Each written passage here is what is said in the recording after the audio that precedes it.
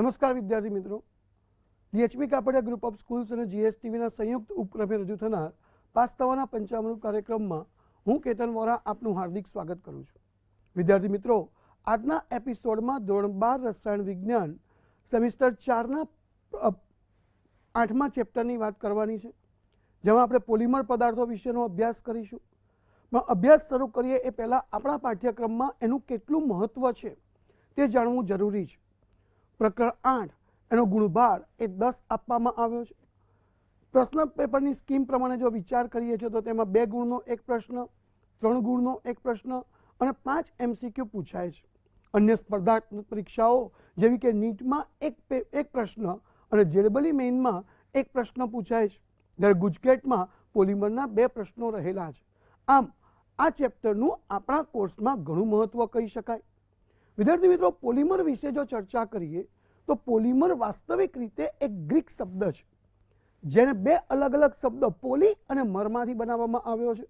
જો પોલી અને મરની વાત કરીએ તો પોલી એટલે અસંખ્ય થાય, અનેક, ખૂબ મોટી સંખ્યામાં, અને મર એનો અર્થ એવો થયો એકમ, અસંખ્ય એકમો એકબીજા સાથે જોડાય અને જે અતિ વિરાટ, અતિ મોટો અણુ બનાવે તેને આપણે પોલિમર કહીએ છીએ. વિદ્યાર્થી મિત્રો, પોલિમર પદાર્થો વિશેનો અભ્યાસ કરતા પહેલા આ ચેપ્ટરની અંદર કેટલાક પારિભાષિક શબ્દો જે છે એની સમજ મેળવવી જરૂરી છે. તો સૌથી પહેલી વાત કરીએ વિદ્યાર્થી મિત્રો આપણે પોલિમર પદાર્થો, કે પોલિમર કોને કહેવાય? તો પોલિમર એટલે આપણે એમ કહીએ છીએ અસંખ્ય નાના નાના એકમો એકબીજા સાથે રાસાયણિક બંધથી જોડાય, અને અસંખ્ય નાના નાના એકમો એકબીજા સાથે રાસાયણિક બંધથી જોડાય અને જે અતિ વિરાટ, અતિ મોટો અણુ બનાવે તો તેવા અણુને આપણે પોલિમર તરીકે ઓળખીએ છીએ. સામાન્ય સંજોગોમાં આવા પોલિમર પદાર્થોનો અણુભાર એ 1000થી એટલે કે 10³ થી 10⁷ યુનિફાઈડ માસ જેટલો જોવા મળે છે. પોલિમર પદાર્થોમાં બીજો એક શબ્દ છે મોનોમર. મોનોમર એટલે શું? તો મોનોમર એટલે જે સાદા એકમો એકબીજા સાથે જોડાય અને પોલિમર બનાવે તો તેવા સાદા એકમોને આપણે મોનોમર તરીકે ઓળખીએ છીએ. અને આ મોનોમરમાંથી પોલિમર બનવાની પ્રક્રિયાને પોલિમરાઇઝેશન કહે છે. એક નાનકડા ઉદાહરણથી સમજીએ કે જો આપણી પાસે ઇથિન છે, ઇથિન એક સાદો નાનો એકમ છે જેમાં CH2 ડબલ બોન્ડ CH2 અને એના આપણે N અણુ લીધા છે. જ્યારે આના પોલિમરાઇઝેશન કે જેને ગુજરાતીમાં બહુલીકરણ તરીકે ઓળખીએ છીએ એ પ્રક્રિયા શરૂ થાય ત્યારે આ CH2 ડબલ બોન્ડ CH2 માં રહેલો નિર્બળ પાઈ પ્રકારનો રાસાયણિક બંધ તૂટે છે, જેના કારણે આ બંને CH2ના આ 2 છેડા એ છૂટા થાય છે અને આવા અસંખ્ય એકમો ઉત્પન્ન થાય છે. પોલિમરાઇઝેશનની પ્રક્રિયા આગળ વધતા આવા અસંખ્ય એકમો એકબીજા સાથે ભેગા થઈ અને પોલિથીનનું નિર્માણ કરે છે. અહીં ઇથિન એ એવો સાદો એકમ છે કે જેનું બહુલીકરણ થઈ અને પોલિથીન બન્યું. તો પોલિથીન એ પોલિમર છે, ઇથિન એ મોનોમર છે અને ઇથિનમાંથી પોલિથીન બનવાની પ્રક્રિયા એને પોલિમરાઇઝેશન કહીએ છીએ. એક બીજા ઉદાહરણથી જોઈએ. સામાન્ય સંજોગોમાં પોલિમર પદાર્થો બનાવવા માટે જરૂરી નથી કે એક જ પ્રકારના મોનોમર વપરાય. એક કરતાં વધારે પ્રકારના મોનોમરનો પણ ઉપયોગ કરી શકાય. જેમ કે બીજા ઉદાહરણની અંદર આપણે HMDA, આ HMDA એટલે હેક્સામિથિલિન ડાયએમાઇન, આ હેક્સામિથિલિન ડાયએમાઇનના અસંખ્ય અણુઓ લીધેલા છે. અને આ હેક્સામિથિલિન ડાયએમાઇન ક્યારેક આનું IUPAC નામ પૂછાય તો પહેલા અને છઠ્ઠા કાર્બન પર એમાઇન છે તેને હેક્ઝેન 16 ડાયએમાઇન તરીકે ઓળખાય. અને આ N અણુ એડિપિક એસિડના છે. એડિપિક એસિડને તો મિત્રો તમે ઓળખો જ છો. 5મા ચેપ્ટરના જે કોષ્ટકમાં નામ આપેલું છે એમાં લખેલું જ છે કે પહેલા અને છઠ્ઠા કાર્બન ઉપર COOH ગ્રુપ છે, એટલે એનું IUPAC લખવું હોય તો હેક્ઝેન 16 ડાયોઇક એસિડ લખી શકાય. આ એડિપિક એસિડના N અણુ આ 2 પ્રકારના મોનોમર કે જે અસંખ્ય એકમોમાં લઈ અને એને આપણે ભેગા કરીએ ત્યારે પોલિમરાઇઝેશનની પ્રક્રિયા થાય. એ પોલિમરાઇઝેશનની પ્રક્રિયામાં આમાંથી એક H દૂર થાય, આમાંથી OH દૂર થાય. જો મારી પાસે N અણુ હોય તો N વાર H અને N વાર OH એટલે આ NH2O દૂર થાય. પણ પોલિમરાઇઝેશનની પ્રક્રિયા એક ટ્રેન જેવી છે, એક ડબ્બાની પાછળ બીજો ડબ્બો જોડાયેલો જ હોય.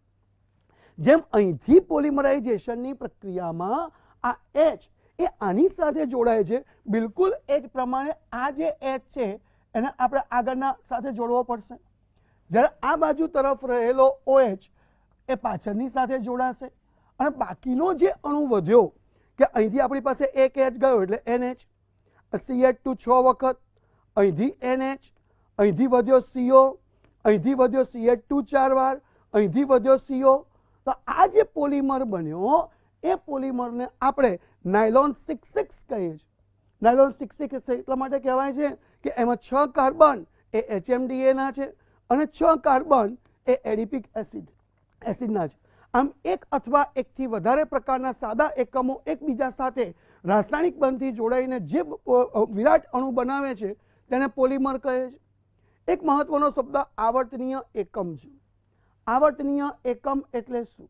આવર્તનીય એકમ એટલે પોલિમર પદાર્થોમાં જે મોનોમર શૃંખલાને અનુલક્ષીને જેનું વારંવાર પુનરાવર્તન થયું, જેમ કે પોલિથીનમાં આ ભાગનું વારંવાર પુનરાવર્તન થયું તો આને આપણે આવર્તનીય એકમ કહીએ છીએ. નાયલોન 6,6 આ ભાગનું પુનરાવર્તન થયું તેને આવર્તનીય એકમ કહેવાય.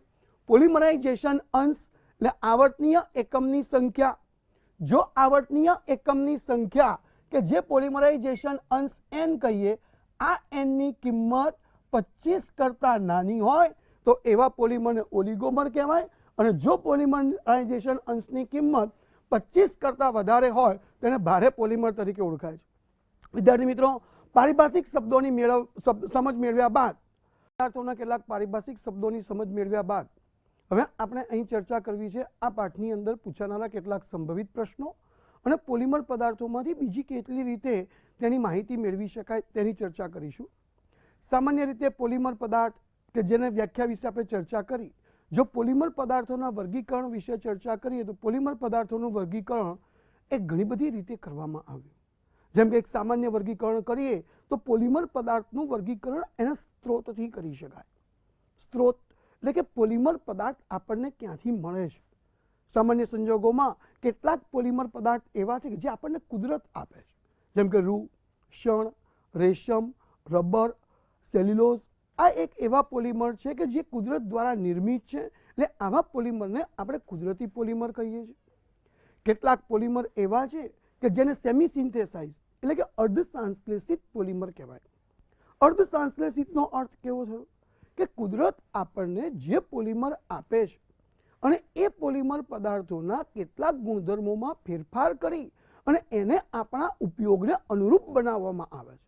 જેમ કે કુદરત દ્વારા જે કુદરતી રબર આપવામાં આવ્યું તો કુદરતી રબરનો સીધો ઉપયોગ ન કરતા એના કેટલાક ગુણધર્મોમાં ફેરફાર કરી આપણે વલ્કેનાઇઝ રબર બનાવ્યું જે ઘણું મજબૂત અને વધુ સ્થિતિસ્થાપક છે. તો વલ્કેનાઇઝ રબર પણ એક સેમી સિન્થેસાઇઝ પોલિમર તરીકે તમે કહી શકો છો. એવી જ રીતે સેલ્યુલોઝના નાઇટ્રેશનથી નાઇટ્રોસેલ્યુલોઝ અને એસિટિલેશનથી સેલ્યુલોઝ ડાયએસિટેટના જે રેસા બનાવવામાં આવ્યા તો એવા પોલિમર પદાર્થોને અર્ધ સંશ્લેષિત પોલિમર પદાર્થો કહેવાય. ત્રીજો જે વર્ગીકરણ કરવામાં આવ્યું એને કૃત્રિમ પોલિમર કહેવાય કે માનવ સર્જિત પોલિમર કહેવાય, જે મનુષ્યએ બનાવ્યા, પ્લાન્ટમાં ફેક્ટરીની અંદર બનાવવામાં આવ્યા. સામાન્ય સંજોગોમાં આ પોલિમર પદાર્થોમાં આપણે બધા પ્લાસ્ટિકનો ઉપયોગ કરી શકીએ છીએ. મોટા ભાગના માનવ સર્જિત શબ્દ પોલિમરની અંદર પોલી શબ્દ આવે, જેમ કે પોલિથીન, પોલીપ્રોપિલિન, પોલીવિનાઇલ ક્લોરાઇડ, પોલિસ્ટાયરીન, આવા કેટલાય શબ્દો છે કે જેની અંદર કેટલાક કાપડ નાયલોન, પોલિએસ્ટર લઈ શકીએ છીએ, સનમાઇકા, બેકેલાઇટ, ફોર્માઇકા જેવા શબ્દો લઈ શકીએ છીએ આપણે. આ બધા એ માનવ સર્જિત પોલિમર છે. બીજું જે વર્ગીકરણ કરવામાં આવ્યું વિદ્યાર્થી મિત્રો, અગત્યનો જે પ્રશ્ન કહી શકાય તો 3 માર્કના પ્રશ્નમાં આવું પૂછી શકાય કે પોલિમર એટલે શું? બંધારણના આધારે પોલિમરનું વર્ગીકરણ કરો. બંધારણના આધારે જો પોલિમર પદાર્થનું વર્ગીકરણ 3 ભાગમાં કરવામાં આવ્યું. એક રેખીય પોલિમર. રેખીય પોલિમરમાં આપણને ખ્યાલ જ છે કે જે પોલિમર પદાર્થોમાં આ પોલિમરની જે મોનોમર એકમોની શૃંખલાઓ છે એ મોનોમર એકમોની શૃંખલા એક સળંગ રેખા સ્વરૂપે હોય. જો રેખા સ્વરૂપે હોય કે જ્યાં બે રેખાઓ વચ્ચે કોઈ જોડાણ ના હોય તેને આપણે રેખીય પોલિમર તરીકે ઓળખીએ છીએ. મોટા ભાગના કાપડનો ઉપયોગ એ રેખીય પોલિમરમાં થાય. બીજો ભાગ પાડ્યો શાખીય પોલિમર કે જે શાખીય પોલિમરમાં આ મોનોમર એકમોની શૃંખલા કોઈ એક નિશ્ચિત સ્થાનથી જોડાયેલી હોય છે તો એને આપણે શાખીય પોલિમર તરીકે ઓળખીએ છીએ. અને જો પોલિમર પદાર્થોમાં રહેલી શૃંખલાઓ એ એકબીજા સાથે તાણાવાણાની જેમ ગૂંચવાયેલી હોય, મોટા ભાગે જેને આપણે મિશ્રબંધિત, અંગ્રેજીમાં ક્રોસલિંક શબ્દ કહીએ છીએ, તો એવા પોલિમરને આપણે મિશ્રબંધિત પોલિમર કહીએ, જેમાં થર્મોસેટિંગ એટલે કે સનમાઇકા, બેકેલાઇટ, ફોર્માઇકા અને મેલેમાઇન જેવા શબ્દોનો ઉપયોગ, પોલિમરનો ઉપયોગ કરી શકાય. બીજું એક વર્ગીકરણ આણ્વીય બળના આધારે કર્યું. આ પ્રશ્ન આ વર્ષે પૂછી શકાય એમ છે. આણ્વીય બળના આધારે પોલિમરનું વર્ગીકરણ કે જેમાં તમારે વિદ્યાર્થી મિત્રો ઇલેસ્ટોમર એનો અર્થ એવો થાય કે ઇલાસ્ટિસિટી શબ્દથી પરથી આવ્યો કે ઇલાસ્ટિસિટી એટલે સ્થિતિસ્થાપકતા. The polymer which possesses the elasticity is known as a elastomer. તમારે અહીં સ્થિતિસ્થાપકતાનો ગુણધર્મ છે, એટલે કે પોલિમર પદાર્થોમાં આંતર આણ્વીય એક આકર્ષણ બળ છે જેના કારણે આ પોલિમર ટકી રહેલા છે. મોટાભાગે રબરનો અહીં સમાવેશ કરી શકાય.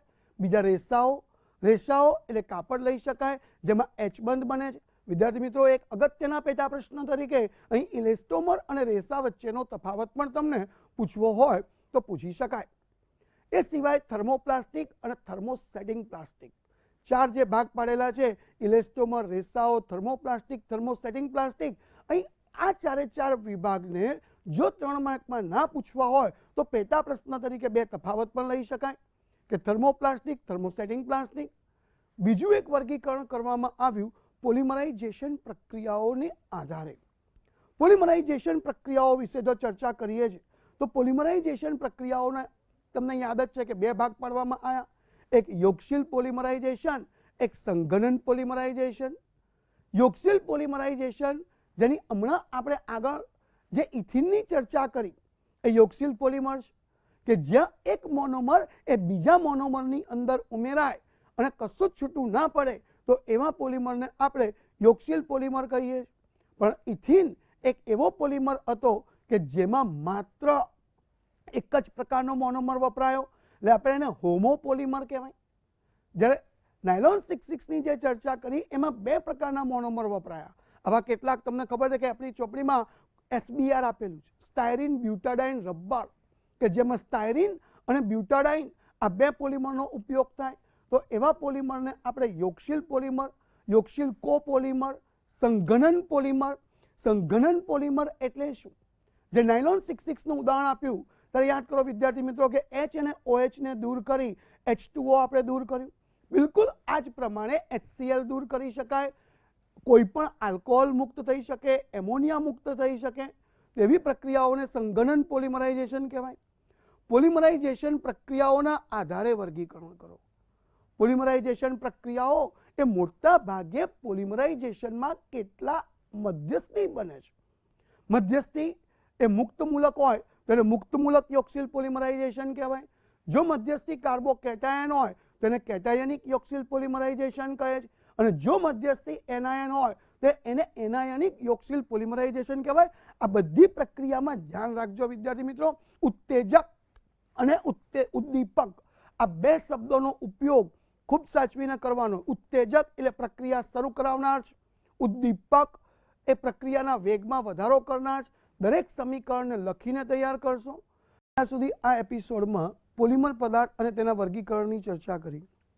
સામાન્ય રીતે 2 અને 3 ગુણના જે પ્રશ્નો પૂછાય છે એ પ્રશ્નોની અંદર આપણા પાઠ્યપુસ્તકમાં કુલ જે પોલિમર્સ આપેલા છે એનું ધ્યાનપૂર્વક વર્ગીકરણ કરવું, મોટા ભાગના પોલિમર પદાર્થોની બનાવટ અને તેના ગુણધર્મો કે તેના ઉપયોગો ખાસ તૈયાર કરવા. નીટ કે JEE મેન્સના પ્રશ્નોમાં મોટા ભાગે આ પાઠમાંથી તમને ઉપયોગ ઉપર આધારિત પ્રશ્નો પૂછાયા છે. દરેક પોલિમર પદાર્થને એની એક ચોક્કસ ખાસિયતથી અને સમીકરણને લખીને તૈયાર જો કરવામાં આવ્યા હશે તો કોઈ પણ પ્રકારની ભૂલ એ આ પ્રકરણમાં પડી શકે એમ નથી. જેમ કે સામાન્ય રીતે આપણે જ્યારે પોલિમર પદાર્થોની બનાવટની શરૂઆત કરીએ તો પહેલા 7 પોલિમર જે છે એ એક સાથે આવે છે. જેમ કે પહેલાં તમે જુઓ તો આપણે સૌથી પહેલાં બુકમાં LDP છે. LDP એટલે low density polythene, HDP high density polythene, ત્યાર પછી આપણે ટેફલોન જેને પોલીટેટ્રાફ્લોરોઇથીન કહીએ છીએ, એક પાન પોલીએક્રિલોનાઇટ્રાઇલ જેને ઓર્લોનથી ઓળખવામાં આવે છે, પીવીસી એટલે પોલીવિનાઇલ ક્લોરાઇડ છે. ત્યાર પછી આપણે પોલિસ્ટાયરીન અને બ્યુટાઇલ રબર. આ સાતે સાતમાં એક ખાસિયત છે કે સાતે સાતની અંદર એક જ પ્રકારના મોનોમર વપરાયા છે અને એટલા માટે એ બધા હોમોપોલિમર છે. જો ગુણધર્મો એ 4-5 ગુણધર્મો તો એવા છે કે જે દરેકે દરેક પોલિમર ધરાવે છે. જેમ કે બધા પોલિમર રાસાયણિક દ્રષ્ટિએ નિષ્ક્રિય છે, બધા મોટા ભાગે પાણી અવરોધક છે. હવે દરેક પોલિમરની અંદર જો હોમોપોલિમર છે, તમે LDPE લો, HDPE લો, ટેફલોન અથવા ઓર્લોનની જો ચર્ચા કરીએ તો મુક્તમૂલક યોક્સિલ પોલિમરાઇઝેશનથી થાય. અહીં ટેફલોનને ખાસ લગતી વખતે ધ્યાન રાખવું કે એ થર્મોસેટિંગ અને થર્મોપ્લાસ્ટિક બંનેના ગુણધર્મો ધરાવે છે. ઓર્લોન એ કુદરતી ઊનની અવેજીમાં વપરાય છે. પીવીસી એ એવું એક હોમોપોલિમર છે કે જેને એનાયનિક અને મુક્તમૂલક યોક્સિલ પોલિમરાઇઝેશન એમ બંને પ્રકારની પ્રક્રિયાઓથી બનાવી શકાય છે. જ્યારે પોલિસ્ટાયરીન એ માત્ર એનાયનિક છે અને બ્યુટાઇલ રબર એ કેટાયનિક છે. આમ વિદ્યાર્થી મિત્રો, કુલ તમે જો વિચાર કરો તો પાઠ્યપુસ્તકમાં LDPE, HDPE, ત્યાર પછી ટેફલોન અને ઓર્લોન એ મુક્તમૂલક, પીવીસી મુક્તમૂલક અને એનાયનિક, પોલિસ્ટાયરીન એનાયનિક અને બ્યુટાઇલ રબર એ કાર્બોકેટાયનિક. અહીં ઝિગલર-નાટા ઉદ્દીપક, એના વિશે એક માહિતી ખાસ ધ્યાન રાખજો. ઝિગલર-નાટા એ કર્લ ઝિગલર અને જી નાટા નામના 2 વૈજ્ઞાનિકોએ આ ઉદ્દીપકની શોધ કરી હતી કે જેનું અણુસૂત્ર એ ઘણી વખત પૂછાય છે, જેમાં ટ્રાયઇથાઇલ એલ્યુમિનિયમ છે. ટ્રાયઇથાઇલ C2H5 એ તમારે 3 વખત લખવાનું અને બોલાય ટ્રાયઇથાઇલ એલ્યુમિનિયમ વત્તા ટિટેનિયમ ટ્રાયક્લોરાઇડ, અથવા આ ટ્રાયઇથાઇલ એલ્યુમિનિયમ તો છે જ, C2H5 થ્રાઇસ તો લખવાનું જ છે, અને ટ્રાયઇથાઇલ એલ્યુમિનિયમ વત્તા ટિટેનિયમ ટેટ્રાક્લોરાઇડ. આવો પ્રશ્ન એ બોર્ડમાં પૂછાયો છે કે નીચેના પૈકી કયો ઉદ્દીપક એ ઝિગલર-નાટા છે. તો આનું અણુસૂત્ર એક ખાસ તૈયાર કરી લેજો. ત્યાર પછી જો કોપોલિમરની વાત કરીએ તો સ્ટાયરીન બ્યુટાડાઇન રબર કે જેને આપણે SBR તરીકે ઓળખીએ છીએ. આ SBR કે જેને આપણે સ્ટાયરીન બ્યુટાડાઇન રબર કહીએ છીએ, અહીંયા લખતી વખતે એક ધ્યાન રાખજો કે બ્યુટાડાઇનમાં C1 અને C2 તેમજ C3 અને C4 વચ્ચે દ્વિબંધ છે. જ્યારે એનું બહુલીકરણની પ્રક્રિયા થાય ત્યારે હંમેશા એ પાયબંધ તૂટે તો C2 C3 વચ્ચે દ્વિબંધ બને, એ નોંધ ખાસ કરી લેજો. એવા બીજા કેટલાક પોલિમર પદાર્થોમાં નાયલોન 6 એ કેપ્રોલેક્ટમમાંથી બને છે.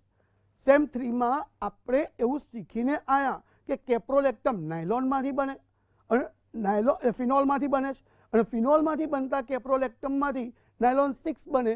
આ એક હોમોપોલિમર છે. એનું બંધારણ દોરતી વખતે ધ્યાન રાખજો કે CH2 5 વખત આવે અથવા તમારે 5 ખૂણા બતાવવા જરૂરી છે. નાયલોન 6-6ની ચર્ચા આપણે કરેલી જ છે. ટેરેલિન કે જેને ડેક્રોનના નામથી ઓળખાય છે, આ બંનેમાં ફેર એટલો છે કે નાયલોન 6 એ પોલીએમાઇડ છે, જ્યારે ટેરેલિન એ પોલીએસ્ટર છે.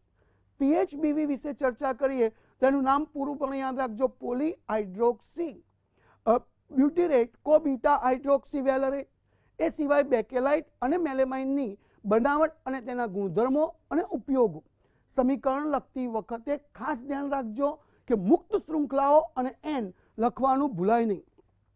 સંશ્લેષિત રબરના 3 પ્રકાર, નિયોપ્રીન, ત્યાર પછી SBR અને એક આપણી પાસે બ્યુના N. એ ત્રણેની બનાવટ દરેકના ઉપયોગો તો ખૂબ મહત્વથી તૈયાર કરજો. ત્યાર પછી કેટલાક તફાવત આ ચેપ્ટરમાંથી પૂછી શકાય, જેમ કે કુદરતી રબર અને વલ્કેનાઇઝ રબર વચ્ચેનો તફાવત પૂછી શકાય. તો આની અંદર તમે એના ગુણધર્મોમાંથી તફાવત ક્રિએટ કરી શકો છો.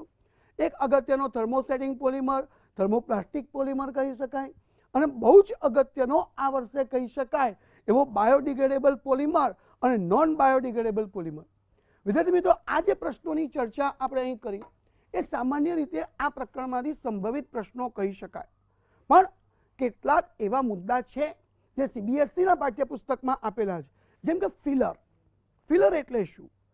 પ્લાસ્ટિસાઇઝર કોને કહેવાય? એન્ટીઓક્સિડન્ટ કોને કહેવાય? ફિલર કોને કહીએ છીએ? કે ફિલર એટલે એક એવા પદાર્થો છે કે જે પદાર્થો પોલિમર પદાર્થમાં ઉમેરવાથી એની સખતાઈ, એની ઘનતા અને ઘસારાનો પ્રતિકાર કરવાનો ગુણધર્મ ડેવલપ કરે છે. એટલે જે સખતાઈ, ઘનતા અને ઘસારાનો પ્રતિકાર કરવાનો ગુણધર્મ ડેવલપ કરે તો એવા પદાર્થોને ફિલર કહેવાય. ખાસ કરીને TiO2, SiO2, BaSO4, CaCO3 એમાં ઉમેરવામાં આવે છે. પણ પોલિમર પદાર્થો માત્ર સખત હોય એ પણ જરૂરી નથી. આપણી જરૂરિયાત મુજબ ક્યાંક ક્યાંક એ પોલિમર પદાર્થો નરમ પણ હોવા જોઈએ અને એનો પ્લાસ્ટિસિટીનો ગુણધર્મ પણ ડેવલપ થવો જોઈએ. તો નરમાઈનો ગુણધર્મ ડેવલપ કરવા માટે જે પદાર્થો ઉમેરવામાં આવ્યા એને પ્લાસ્ટિસાઇઝર કહેવાય. પ્લાસ્ટિસાઇઝર એટલે શું? તો કે પોલિમર પદાર્થોમાં નરમાઈનો ગુણધર્મ દાખલ કરવા માટે જેવા કેટલાક પદાર્થો ઉમેરાય, જેમાં તમે TCP ટ્રાઇકેસાઇલ ફોસ્ફેટ લઈ શકો, તમે આની અંદર તૃતીયક બ્યુટાઇલ થેલેટ લઈ શકો, ઓલિક એસિડ લઈ શકો. એ સિવાય પોલિમર પદાર્થો કે જે સામાન્ય સંજોગોમાં તમે ઘરેલું વ્યવહારમાં પણ અનુભવ્યું હશે કે જો પોલિમર પદાર્થો તડકામાં પડી રહે તો સૂર્યપ્રકાશની હાજરીમાં એ પોલિમર પદાર્થની રહેલી શૃંખલાઓમાં વિઘટન થાય અને એ કડક બને અને પછી ભટકાઈ જાય. આમ થતું અટકાવવા માટે પોલિમર પદાર્થોમાં કેટલાક પદાર્થો ઉમેરવામાં આવે છે જેને એન્ટીઓક્સિડન્ટ્સ તરીકે ઓળખાય છે. મોટાભાગે એન્ટીઓક્સિડન્ટ્સ તરીકે ફિનોલ, ક્વિનોલ, ક્રેસોલ અને કાર્બન બ્લેક જેવા પદાર્થોનો ઉપયોગ થાય. એટલે ફિલર એ સખતાઈ, મજબૂતાઈ અને ઘસારાનો પ્રતિકાર, પ્લાસ્ટિસાઇઝર એ નરમાઈનો ગુણધર્મ દાખલ કરે, જ્યારે એન્ટીઓક્સિડન્ટ તરીકે જે ગુણધર્મ આપણે દાખલ કરીએ છીએ એ સામાન્ય રીતે એનો ઓક્સિડેશન થવાનો પ્રતિકાર કરે છે. વિદ્યાર્થી મિત્રો, આટલા જ પોઈન્ટ જો બરોબર તૈયાર કરી લેશો, જે વિદ્યાર્થી મિત્રોને વધુ માર્ક લાવવા છે એના માટે આ પોલિમર પદાર્થ એક એવું પ્રકરણ છે કે જેને 3, 4, 5 કલાકની અંદર બહુ જ સરળતાથી લખીને તૈયાર કરી શકાય. વિદ્યાર્થી મિત્રો, આમ પોલિમર પદાર્થો વિશે આપને ઘણી બધી માહિતી આજે આ એપિસોડમાંથી પ્રાપ્ત થઈ.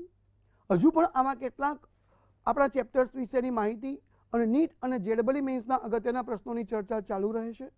તો જોતા રહો પાસ થવાનું પંચામૃત.